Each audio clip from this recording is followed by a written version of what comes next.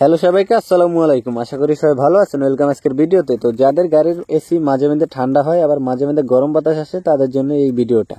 তো অনেক গাড়ি দেখা যায় যে নিউ শেপ গাড়িগুলো আছে মাঝে মধ্যে ঠান্ডা বাতাস আসে, খুবই ভালো ঠান্ডা হয়, ঠান্ডা নিয়ে কোনো সমস্যা নেই, কিন্তু ঠান্ডাটা মাঝে মধ্যে ছেড়ে দিয়ে গাড়ির ভিতরে গরম বাতাস আসে। তো এখন এই গাড়িটারও সেম প্রবলেম হয়েছে। শুধু এই গাড়িটা না, নিউ শেপ যে গাড়িগুলো আছে এলিয়ন, প্রিমিও, এক্সজিএস, প্রত্যেকটা গাড়িতেই এই সেম প্রবলেমটাই হয়। তো এখন আমাদের কাছে এই গাড়িটা আসলে এখন আমরা চেক করে দেখলাম এসির গ্যাস ফুল আছে। মেন প্রবলেম হলো এসির কম্প্রেসারটা গরম হলেই কম্প্রেসারটা ছেড়ে দেয়। তো এখন আমরা এই কম্প্রেসারটা চেঞ্জ করব। তো এই কম্প্রেসারগুলো চেঞ্জ করলে দুই ধরনের কম্প্রেসার গাড়িটাতে লাগানো যায়। একটা হলো ম্যাগনেট টাইপ, একটা হলো সেম ইলেকট্রিক। তো এখন আমরা ইলেকট্রিক কম্প্রেসারটা খুলতেছি। এখন আমাদের এসির কম্প্রেসারটা খুলতেছি। তো এটা হলো ইলেকট্রিক কম্প্রেসার। এই কম্প্রেসারটা এখন খুললাম, দেখেন। তো এই গাড়িটাতে আপনি দুই ধরনের কম্প্রেসার লাগাইতে পারেন। একটা হলো সেম গাড়িতে যেটা আসে অরিজিনালি জাপানি, এটা হলো সেম টু সেম ইলেকট্রিক। আপনি এই সেম টু সেম ইলেকট্রিকও লাগাইতে পারেন, আবার আরেকটা আছে ম্যাগনেট টাইপ কম্প্রেসার, ওইটাও লাগাইতে পারেন। তো ম্যাগনেট টাইপ কম্প্রেসার যেটা, ওইটা হলো 1NZ কম্প্রেসার। 1NZ যে কম্প্রেসারটা ওইটা ভালো, আর সেম টু সেম এই ইলেকট্রিক কম্প্রেসারটা লাগাইতে পারলে আরো ভালো। তো এগুলো দেখা যায় অনেকেই গ্যারান্টি দিতে চায় না, কিন্তু এই ইলেকট্রিক কম্প্রেসারগুলো সেম টু সেম লাগাইতে পারলে অনেক ভালো, কারণ এগুলো সার্ভিস অনেক ভালো দেয়। তো অনেকেই মনে করে ম্যাগনেট টাইপটা ভালো, তাদেরকে আমি ম্যাগনেট টাইপটাও লাগাই দিই। তো ম্যাগনেট টাইপটা লাগাইলে একটু পাইপটা একটু ব্যান্ড করা লাগে, একটা বেল লাগে, একটা রিলে ওয়ারিং করা লাগে। তো সবকিছুই করব। ফুল ভিডিওটা দেখতে থাকেন। আর এই গাড়িটাতে দেখেন কি পরিমাণ ময়লা। এই গাড়িগুলো সার্ভিসিং না করানোর ফলেই এই কম্প্রেসার গুলো খুব দ্রুত নষ্ট হয়ে যায়। ঠিক আছে। তো অনেকেই আছে এগুলো হাওয়াটা মেরে পরিষ্কার করে না, কন্ডেন্সার, রেডিয়েটর এগুলো হিট হয়ে যায়, তখনই দেখা যায় এসিতে নানান প্রবলেম দেয়। তো আপনার যে কোনো গাড়ি হোক, আপনি রেডিয়েটর, কন্ডেন্সার এগুলো হাওয়াটা মেরে পরিষ্কার করে সার্ভিসিং করে রাখার চেষ্টা করবেন। তাহলে আপনার গাড়িটা অনেক ভালো চলবে আর গাড়ির এসিটাও অনেক ভালো সার্ভিস পাবেন। ঠিক আছে। তো এটা হলো এসির কন্ডেন্সার। এই কন্ডেন্সারটা খুললাম, এটা ওয়াশ করে এটার ভিতরে রিসিভার ডায়ার ফিল্টারটা চেঞ্জ করে দিব। তো এটা ওয়াশ করে তারপরে ফাইনালি রিসিভার ডায়ার চেঞ্জ করে লাগাবো। আর এটা হলো ইলেকট্রিক কম্প্রেসার। তো আমাদের এই ইলেকট্রিক কম্প্রেসারটা যখন এই সেন্সরটার থেকে গরম হয়ে যায়, এই সেন্সরটা থেকে ছেড়ে দেয়। এই সেন্সরটা থেকে যখন ছেড়ে দেয় তখন এই গাড়ির ভিতরে গরম বাতাসটা আসে। তো এই ইলেকট্রিক কম্প্রেসার এই সেন্সরের মাধ্যমে চলে।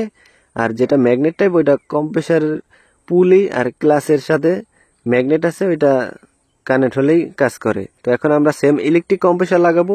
তো তিনটা কম্প্রেসার দেখেন, এটা দুইটা হলো ইলেকট্রিক আর একটা হলো ম্যাগনেট টাইপ। তো ম্যাগনেট টাইপটাও দেখাইলাম স্যারকে, স্যার ম্যাগনেট টাইপ লাগাবে না, স্যার লাগাবে সেম টু সেম ইলেকট্রিক। তো এটা হলো ম্যাগনেট টাইপ কম্প্রেসার। তো এই কম্প্রেসারটা খুবই ভালো। তো দোনোটা কম্প্রেসারই খুবই ভালো। তো এই স্যারে লাগাবে সেম ইলেকট্রিক, কারণ স্যার মডিফাই করতে চাচ্ছে না। তো এই সেন্সরের মাধ্যমে কাজ করে ইলেকট্রিক কম্প্রেসারটা, আর এই ম্যাগনেট টাইপ কম্প্রেসারটা কাজ করে হলো এই পুলি আর ক্লাস আর ম্যাগনেটের সাহায্যে। ঠিক আছে। তো যখন আমরা গাড়ির ভিতর থেকে এসি দেই, তখন পুলির সাথে ক্লাসটা সংযুক্ত হলেই কম্প্রেসারটা ঘুরতে থাকে, আর তখনই গাড়ির ভিতরে পাম্পিং হয়, আর পাম্পিং হলেই গ্যাসটা সার্কুলেশন করে, আর গ্যাসটা সার্কুলেশন হলেই এসিটা ঠান্ডা হয়। তো এখন আমরা এই ইলেকট্রিক কম্প্রেসার গাড়িতে ফিটিং করব। তো এটা হলো ইলেকট্রিক কম্প্রেসার। তো ম্যাগনেট টাইপ কম্প্রেসারটাও স্যারকে আমরা দেখাইছি, স্যার সেম ইলেকট্রিক কম্প্রেসার লাগাইবে, স্যার কোনো মডিফাই করতে চাচ্ছে না, যার কারণে সেম ইলেকট্রিক লাগাইতে চাচ্ছে। তো এখন আমরা same to same electric compressor লাগাই দিব। এই পাইপের সিলগুলো চেঞ্জ করে দিব, কম্প্রেসারে অয়েল দিয়ে কন্ডেন্সার যে রিসিভার ডায়ার ফিল্টারটা থাকে ওইটা চেঞ্জ করে ফাইনালি আমাদের এসির কম্প্রেসারটা প্রতিস্থাপন করব। তো ফুল ভিডিওটা দেখতে থাকেন। আর আমাদের চ্যানেলে নতুন হলে অবশ্যই সাবস্ক্রাইব করে রাখবেন, আর পাশে থাকা বেল আইকনটি বাজিয়ে দিবেন। তাহলে পরবর্তী এই ভিডিওগুলো আমি আপলোড করব সবার আগে আপনার কাছে নোটিফিকেশন চলে যাবে, তাহলে আপনি খুব সহজেই দেখতে পারবেন। তো এখন আমাদের পাইপের সিল টিলগুলো সব চেঞ্জ করে দিলাম। তো এখন আমাদের এই ইলেকট্রিক কম্প্রেসারটা গাড়িতে ফিটিং করলাম। আর হলো এটা হলো রিসিভার ডায়ার। তো এই কম্প্রেসারের সাথে এই রিসিভার ডায়ার ফিল্টারটা চেঞ্জ করে দিতেছি। যখন এই কম্প্রেসার নষ্ট হয়, এটার ভিতরে থেকে ময়লা, যে এই কন্ডেন্সারের ভিতরে যে রিসিভার ডায়ার ফিল্টারটা থাকে, এই ফিল্টারটার ভিতরে ময়লাগুলো জমে। তো এখন আমরা এই কন্ডেন্সারটা ওয়াশ করে এটার ভিতরে রিসিভার ডায়ার ফিল্টার চেঞ্জ করে দিলাম। কম্প্রেসারটা এখন আমরা রিকন্ডিশন লাগাই দিলাম। তো পাইপের যেই জয়েন্টের যেই সিলগুলো থাকে সব সিলগুলো নতুন প্রতিস্থাপন করে দিলাম। কম্প্রেসার রিকন্ডিশন প্রতিস্থাপন করে দিলাম সেম টু সেম ইলেকট্রিক। তো এখন আমরা পুনরায় প্রেসার দেব, প্রেসার দিয়ে জয়েন্টগুলো চেক করব, চেক করে ফাইনালি এসির গ্যাসটা চার্জ করব ভ্যাকুয়াম করে। ঠিক আছে। তো ফুল ভিডিওটা দেখতে থাকেন। আর আমাদের চ্যানেলে যারা নতুন আসছেন অবশ্যই সাবস্ক্রাইব করে রাখবেন, আর পাশে থাকা বেল আইকনটি বাজিয়ে দিবেন, তাহলে পরবর্তী ভিডিওর নোটিফিকেশন সবার আগে পেয়ে যাবেন। আর আপনারা পরবর্তীতে কি ভিডিও চান সেটা কিন্তু আমাকে অবশ্যই কমেন্টে জানিয়ে দিবেন। আর আপনার বন্ধু বান্ধব যদি থাকে তাদের কাছে আমাদের ভিডিওটা শেয়ার করে দিবেন, তাহলে আমাদেরও উপকার হবে, আপনার বন্ধুদেরও উপকার হতে পারে। তো এখন আমরা 250 PSI প্রেসার দিয়ে পাইপের চাপা, জয়েন্টের সিল টিলগুলো সম্পূর্ণ চেক করে দিতেছি, কোনো জায়গায় লিক টিক করে কিনা, আমাদের প্রেসার কমে কিনা। তো প্রেসার টেসার তো অনেকক্ষণই দিয়ে চেক করলাম, প্রায় 10-15 মিনিট হয়ে গেল আমরা প্রেসার দিলাম। তো প্রেসারটা দেখা যাচ্ছে আমাদের কমে না। তো এখন আমরা ভ্যাকুয়ামটা করব, ভ্যাকুয়ামটা করা হলে ফাইনালি এসির গ্যাসটা চার্জ করব, কারণ কম্প্রেসার অয়েলটা আমরা কম্প্রেসারটা যখন ফিটিং করব তখনই দিয়ে দিয়েছিলাম, ঠিক আছে। তো যারা শুধু গ্যাস চার্জ করেন তাহলে গ্যাস ভরার আগে এরকম ভ্যাকুয়াম করে তারপরে কম্প্রেসার অয়েলটা দিয়ে তারপর গ্যাসটা চার্জ করবেন।